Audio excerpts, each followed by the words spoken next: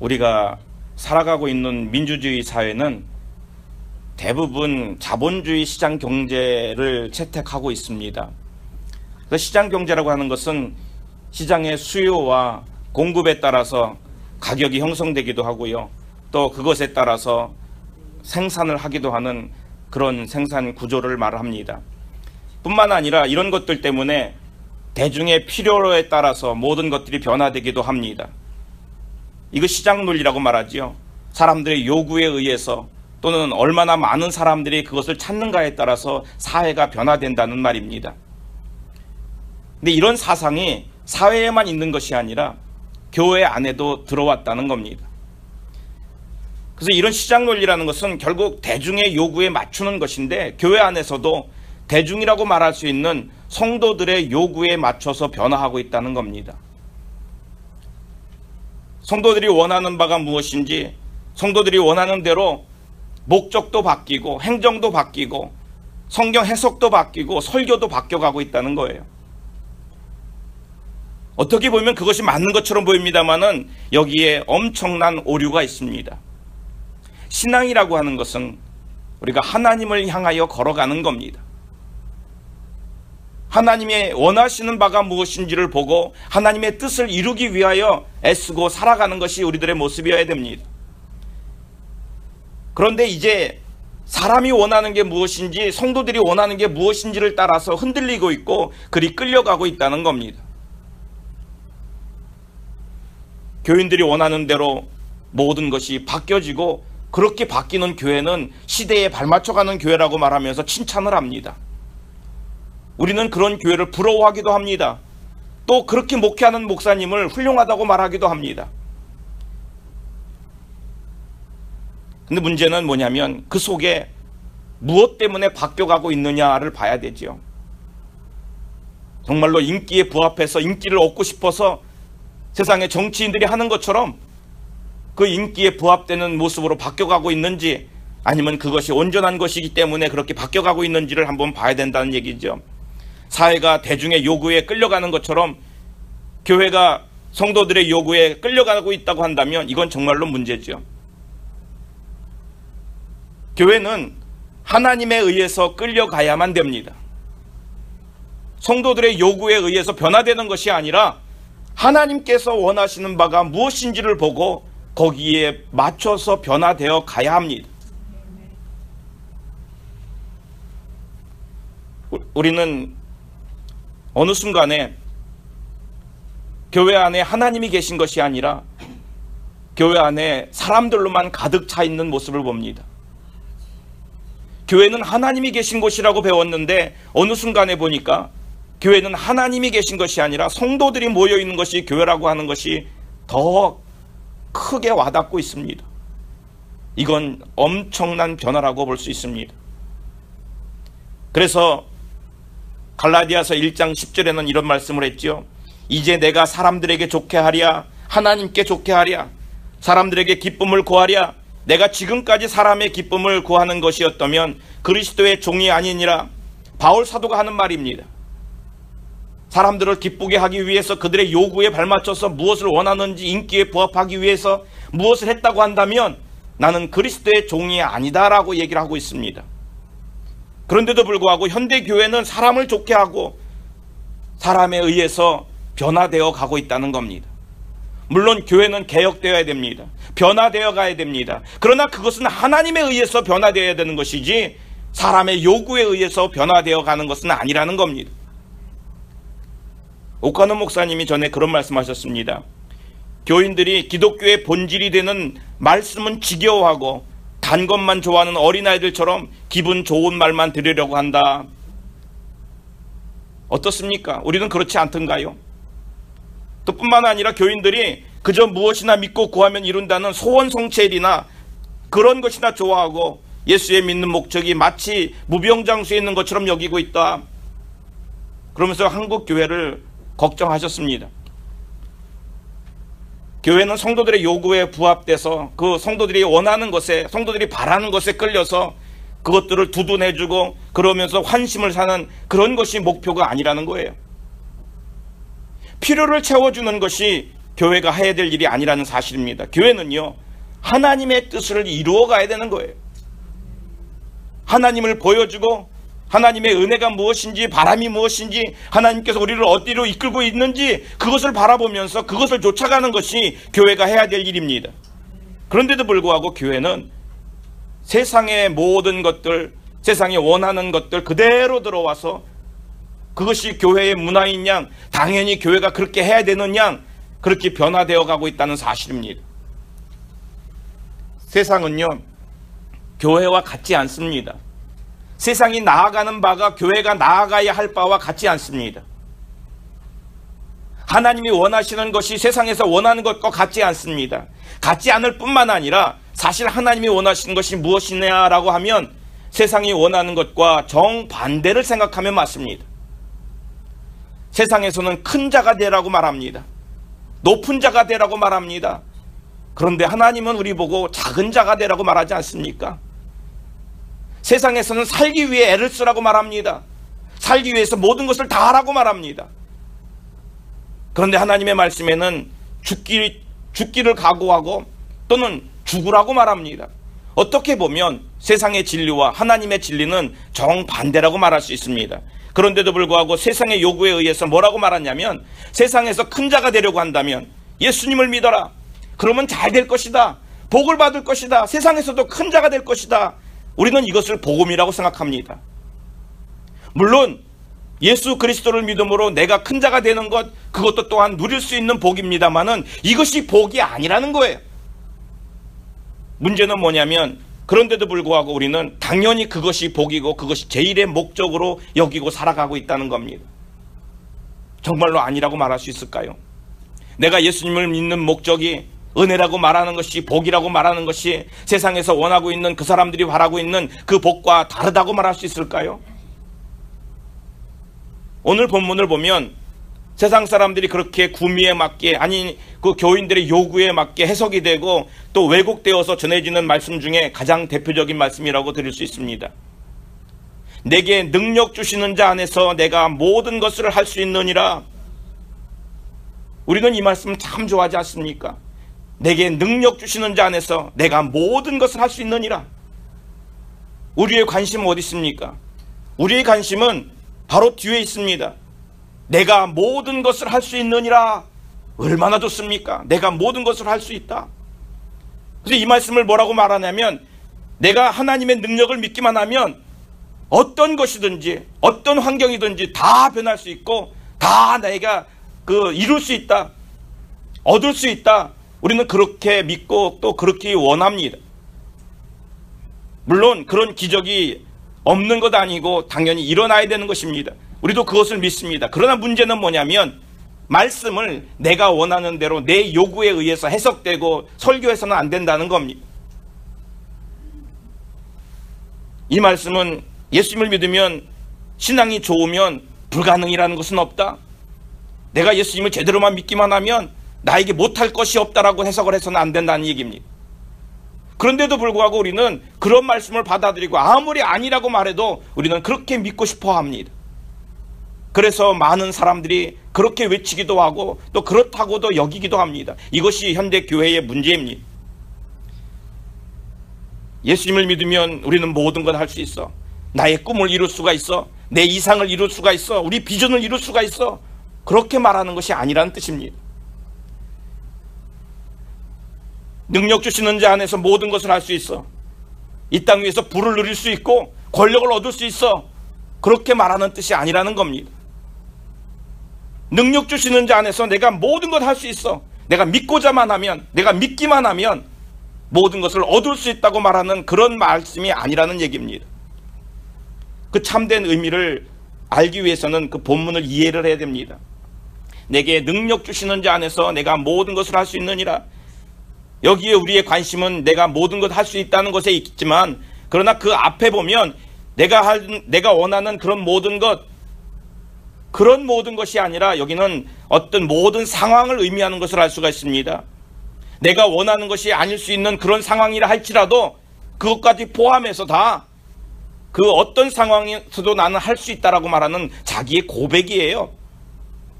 그 본문 앞에 있는 말씀을 보면요, 11절, 12절 말씀에 그런 말씀들이 나와 있죠.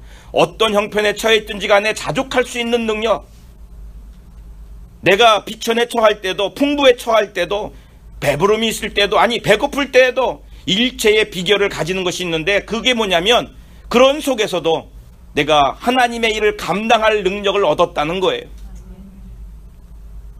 이 말씀은 내가 어떤 상황을 변하게 할 수 있다는 능력이 아니라, 내가 어떤 상황 속에 들어가서도 어떤 고통이 있어도 하나님의 일을 감당할 수 있는 비결을 얻었다는 겁니다. 엄청난 차이가 있는 말씀이에요. 바울은 주님의 사역을 하다가 어려움이 오고 고난이 왔을 때 그 속에서 비결을 배웠습니다. 그 비결이 뭐냐면 이 고난을 피하고 이 고난을 도망치는 것이 아니라 그 속에서도 감당할 수 있는 능력을 주시더라는 거예요. 그가 받았던 많은 고난들이 있지요. 그런데 그 고난 가운데서 그 일을 감당할 수 있는 힘을 하나님이 주시더라는 거예요. 그래서 그가 고백하는 게 뭐냐면, 주님이 내게 그런 능력을 주셔서 이 모든 상황 가운데서도 그 일을 감당할 수 있도록 만들어 주셨다. 나는 그래서 모든 것을 할 수 있습니다. 바로 자기 자신의 고백이었습니다. 주님의 일을 할 때, 아니면 우리가 성도로서 이 땅을 살아갈 때 분명히 살아가다 보면 어려움이 많지요. 어려움이 많으면 주님께서 이길 힘도 주시고요, 감당할 능력도 주십니다. 그래서 바울이 하는 말이 뭐냐면, 그런 가운데 당할 텐데, 그런 어려운 환경에 처할 텐데, 그러나 주님이 힘을 주신다, 걱정하지 말고 잘 감당할 수 있길 바란다라고 하는 당부라는 것을 알 수가 있습니다. 근데 사람들은 이걸 거꾸로 해석하고 싶어 하죠. 뭐라고 해석합니까? 본인들이 바라는 대로 해석합니다. 내가 주님만 믿기만 하면 내가 하고 싶은 일 어떤 것도 상관없이, 내가 바라는 일 그 어떤 것도 상관없이 다 이룰 수 있다. 포기하지 말고 그걸 다 감당할 수 있도록 그것을 위해서 전진해 나가라. 어떤 무슨 내 일을 이루기 위한 하나의 방편으로 주님을 믿고 있는 것처럼 얘기를 합니다. 그런데 이 말씀의 의미는 그렇지 않지 않습니까? 오히려 거꾸라고 말할 수 있죠. 무엇을 얻기 위해서 이것을 이용하는 것이 아니라 세상의 욕들, 아니면 내 욕심들을 다 이룰 수 있는 능력이 아닌, 오히려 그것을 포기하는 능력, 그것을 버릴 수 있는 힘, 이런 것을 얻었다고 하는 얘기예요. 세상에서는 얻는 걸 말하잖아요. 세상에서는 바라면서 그것을 얻는 것을 능력이로 말합니다만, 오늘 말씀에는 그것을 포기하고 버리는 것을 능력이라고 얘기를 합니다. 그래서 버릴수록, 포기할수록 오히려 나는 더 많은 능력을 얻었다라고 말할 수가 있습니다.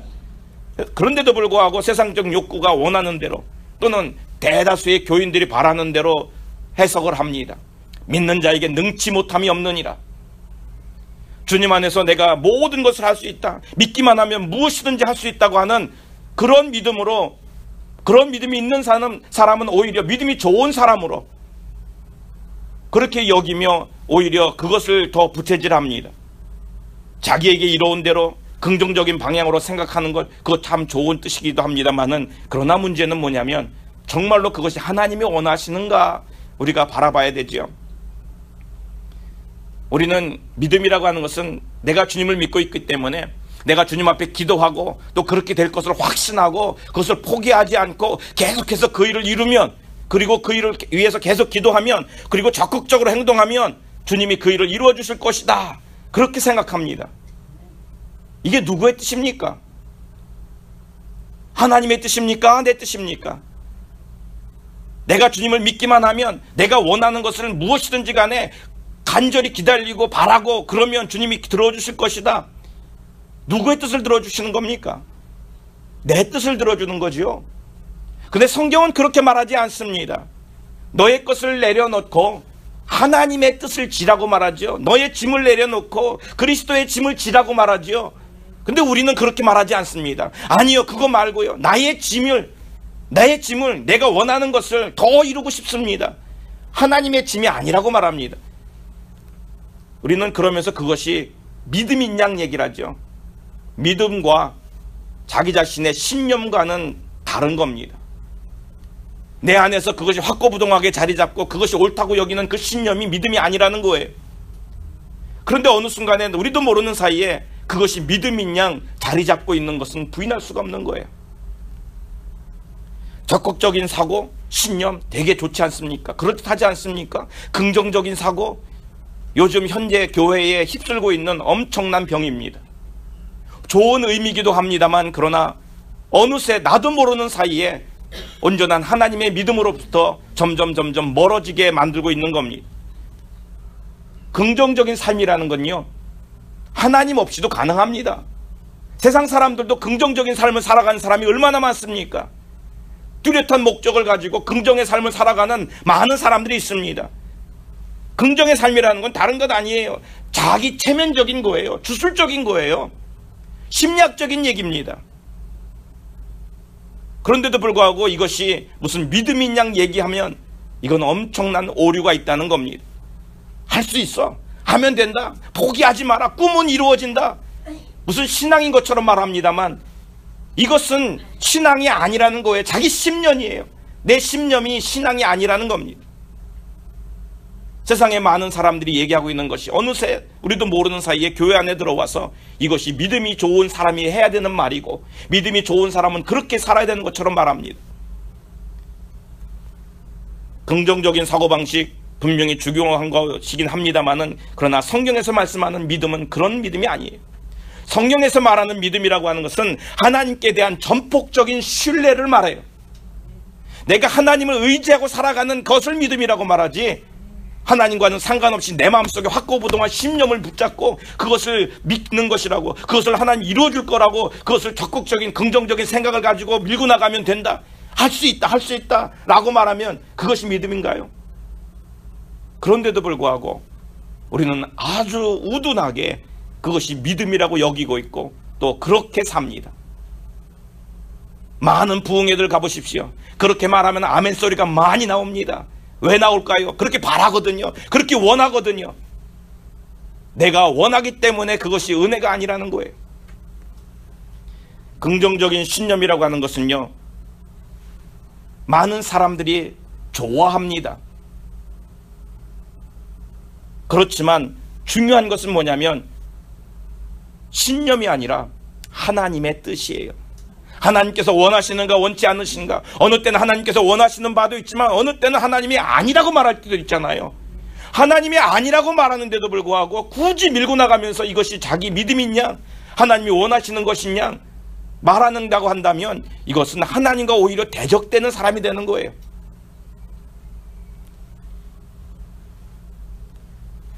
긍정적인 신념, 이런 신념을 믿음이라고 생각하는 사람은요, 하나님이 노 하는데도 불구하고 자기 확신 때문에 예스라고 말해요. 예스라고 말한다고 믿음은 아니라는 겁니다. 분명한 것은 하나님의 뜻이 무엇인지를 아는 게 분명 귀한 거예요. 옳은 건지 그른 건지 그 잣대가 어디 있습니까? 우리에게 있나요? 내 마음속에 있던가요? 아니잖아요. 세상 가운데 있나요? 그것도 아니잖아요. 그 잣대는 하나님이 가지고 계신 거예요. 하나님께서 우리를 향하여 내미시는 잣대는 세상의 잣대가 아니라 하나님의 잣대예요. 그렇기 때문에 옳고 그른 건 하나님께 달렸어요. 근데 우리가 그것을 판단하고 옳다고 이것이 믿음이라고 주장하기도 합니다. 우리는 내가 기도한 대로 되지 않으면 또는 내가 원하는 대로 되지 않으면 실망하죠. 왜 실망할까요? 우리 스스로가 그것이 믿음이라고 여겼기 때문이에요. 내가 원하는 것을 작정하고 기도하면 들어준다. 성경에 그렇게 말하던가요? 내가 원하는 것이 무엇인지가 중요하잖아요. 하나님께서 우리에게 바라시는 것이 뭔지가 중요한 것처럼 내가 원하는 것이 무엇인지 그것이 중요해요. 그런데도 불구하고 내가 원하는 것이 무엇인지에 대한 생각이 없습니다. 내가 원하는 것은 좋은 것으로만 여기는 거예요. 내가 원하는 것이니까 하나님도 원하실 것이라고 여기는 거예요. 우리는 거꾸로 생각합니다. 내가 원하는 것이니까 하나님도 원하실 거야. 아니에요. 하나님이 원하시는 것이니까 내가 원해야 되는 거예요. 근데 우리는 거꾸로 생각하면서 이것이 믿음이라고 말하는 거예요. 이건 믿음 아니에요. 착각하고 있는 거죠. 하나님이 원하시는 것을 내가 원할 때 이것이 믿음이에요. 문제는 뒤집혀져 있는데도 뒤집힌 줄 모르고 살아간다는 거죠. 이게 사단의 계략이라는 겁니다. 현재 교회가 왜 혼란스럽고 믿음이 무엇인지 세상과 구별되지 않는 모습으로 살아가는지 이유는 한 가지입니다. 구분할 수 있는 힘을 잃어버렸어요. 믿음이 뭔지 모르기 때문에 성경은 언제나 나의 뜻을 위해 살아가라고 말하지 않습니다. 하나님의 뜻을 위하여 살아가라고 말합니다. 분명한 것은 내가 그렇게 되길 원한다고 해서 하나님이 그걸 들어주는 것은 아니라는 겁니다. 그런데도 불구하고 마구 밀어붙이죠. 예수 그리스도 안에서 믿기만 하면 무엇을 믿습니까? 믿는 게 뭔데요? 우리는 내가 바라는 것을 믿는 걸로 착각하는 거지요. 긍정적인 사고가 아니라 바로 예수 그리스도를 의지하는 게 믿음이에요.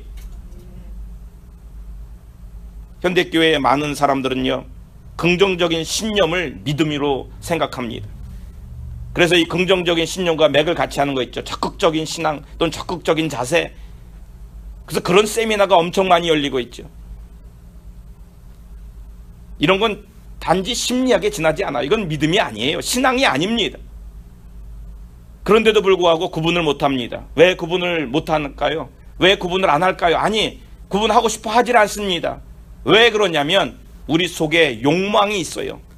내가 무엇인가를 얻고자 하는 욕망이 있어요. 뭐가 되고자 하는 욕망이 있고요. 갖고 싶은 욕구가 있어요. 그래서 그것 때문에 오히려 긍정적인 신앙이라든지 적극적인 것이 믿음보다 더 우위에 있는 거예요.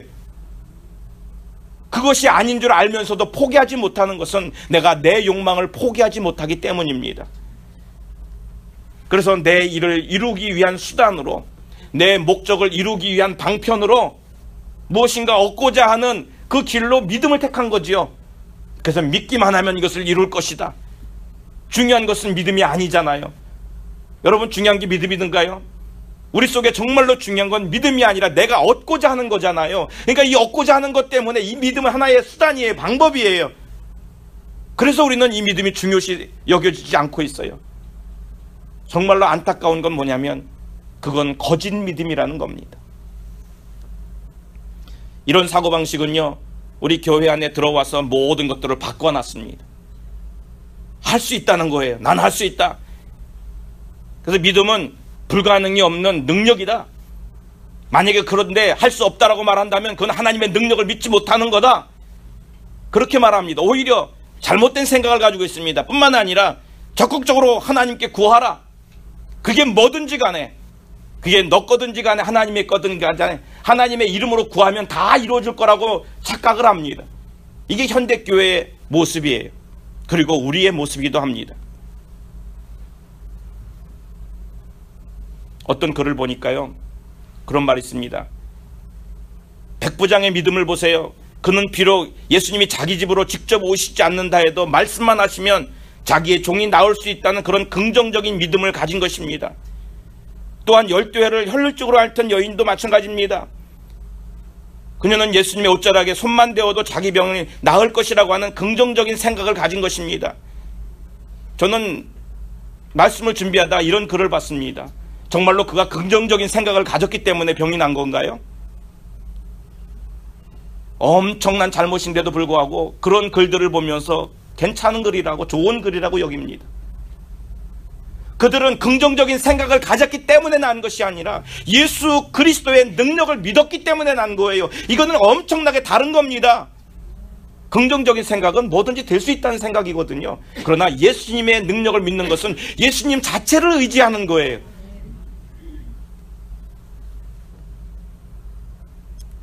어떤 말씀들을 보면 이게 정말로 믿음의 글인지 아니면 우리를 현혹하는 글인지 구분되지 않을 때가 많습니다. 이스라엘 백성이 애굽에서 나온 후에 가나안 땅을 바라보면서 하나님께서 각 지파별로 한 명씩 뽑아서 가나안 땅에 정탐하라고 보내라고 하셨죠. 그 정탐꾼들이 가나안 땅에 들어가서 정탐하고 나왔습니다. 그때에 그들이 하는 보고가 달랐지요. 10명이 뭐라고 말합니까? 그 땅에 갔더니 분명히 그 땅은 기름진 땅이고 열매도 많고 참 부러운 땅이지만 그 땅에 사는 사람들을 내가 봤는데 그들은 아낙 자손이라, 아주 거대한 자손이라, 우리는 그들과 싸워 이길 수가 없다. 우리는 거기 들어갈 수가 없다라고 말합니다. 이건 부정적인 생각입니까? 갈렙과 여호수아는 얘기를 하죠. 분명히 그 말이 맞다. 그런데 우리는 그 땅을 우리가 이길 수 있다. 왜? 하나님께서 우리에게 허락하셨기 때문이다 라고 말합니다. 그래서 어떤 말씀들을 보면 긍정적인 생각을 가져라, 긍정적인 믿음을 가져라.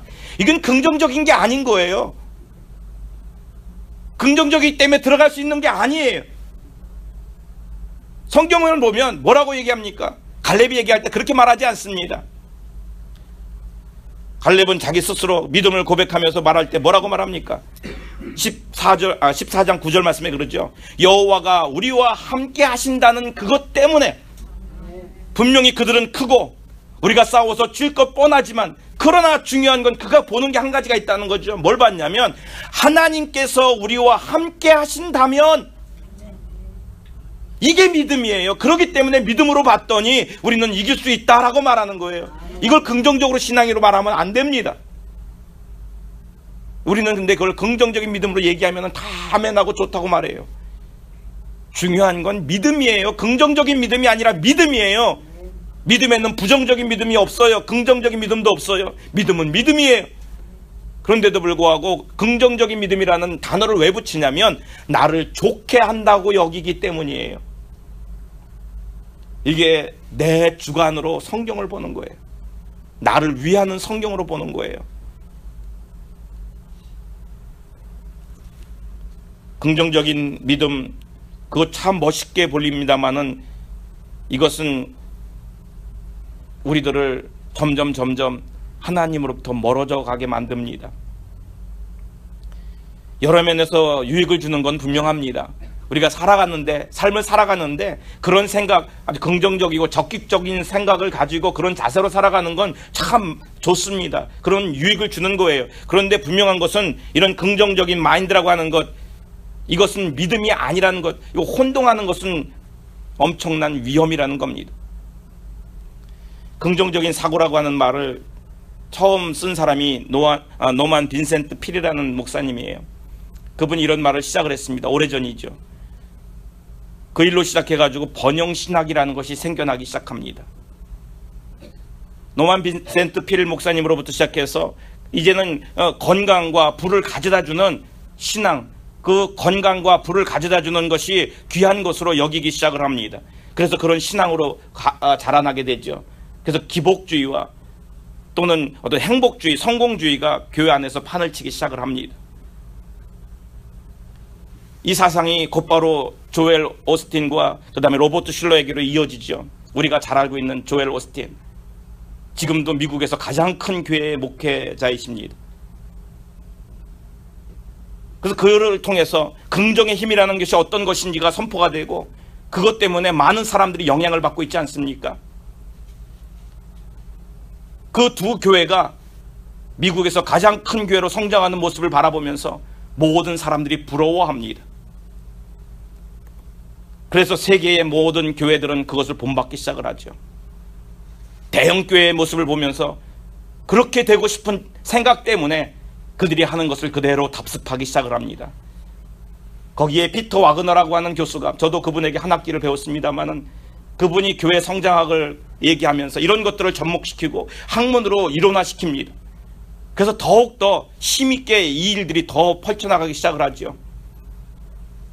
그러다가 한국교회 여의도에 계시는 어떤 조 목사님이 그대로 똑같이 이것을 본받고 그대로 직수입을 하죠. 그래서 번영신학 또는 긍정의 힘이 한국에서 그 당시에 유행했던 잘 살아보세라고 하는 운동, 사회적인 어떤 그런 이슈에 맞춰가지고 한국의 기복신앙과 맞닥뜨리면서 엄청난 폭발적인 호응을 받습니다. 교회 안에서 이런 번영신학과 또는 은사주의와 결합되어서 한국 교회가 엄청난 성장하는 모습을 보지요. 그 한 교회가 큰 성장을 하니까 많은 목회자들이 그 모습을 따라갑니다. 답습합니다. 흉내를 냅니다. 그러면서 한국에는 신앙이 점점 변하기 시작을 했죠. 긍정하는 것이 좋은 것이다, 신념이 좋은 것이다, 할 수 있다는 생각이 좋은 것이다, 그 생각 때문에 믿음과도 결부되어서 이제는 믿음이 아니라 할 수 있는 믿음이 되는 거예요. 정말로 중요한 것은 그것이 기독교 신앙을 변질시켰다는 겁니다. 당시 교인들의 요구를 충족시키기 위해서, 아니 교회가 양쪽으로 팽창하기 위해서 하나님을 위한 신앙에서 인간을 만족시키기 위한 신앙으로 바뀌기 시작을 합니다. 결국 신앙은 성공을 위한 필요의 수단이 됐죠. 신앙이 목적이 아니었습니다. 믿음이 목적이 아니었어요. 그것을 통해서 얻고자 하는 것이 목적이 됐습니다. 그래서 이제는 신앙이 도구밖에 되지 않는, 하나님이 우리가 무엇을 하기 위한 하나의 도구밖에로 여기지지 않는 그것이 믿음이라고 여기는 그런 시대가 되었습니다. 우리가 살면서 긍정적인 것 주장하는 것 참 좋은 겁니다. 적극적인 삶, 그것도 참 좋은 겁니다. 그러나 분명한 것은 그것이 신앙은 아니라는 거예요. 그런데도 불구하고 우리 속에는 뭐든지 간에 내가 원하는 것을 더 적극적으로 긍정적으로 생각하고 밀어붙이고 그것을 위해 기도하면 이것이 이루어질 것이라고 하는 그런 믿음을 가지고 있다는 거예요. 그것을 믿음이라고 여긴다는 거죠. 여러분, 하나님을 위해 하나님을 믿습니까? 나를 위해 하나님을 믿습니까? 우리의 믿음의 모습을 다시 한번 확인해 볼 수 있기를 바랍니다. 정말 믿음이 좋다고 한다면 어떤 상황 가운데, 어떤 어려움 가운데 그 속에서 내가 깨달아야 될 것을 깨닫는 것이 믿음이에요.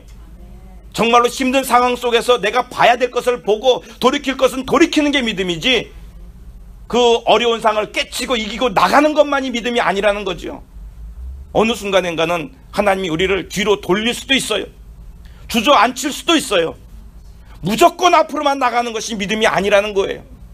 중요한 건 하나님이 원하는 바가 무엇인지 하나님 앞에 내 뜻을 무릎 꿇는 것이 귀한 믿음입니다.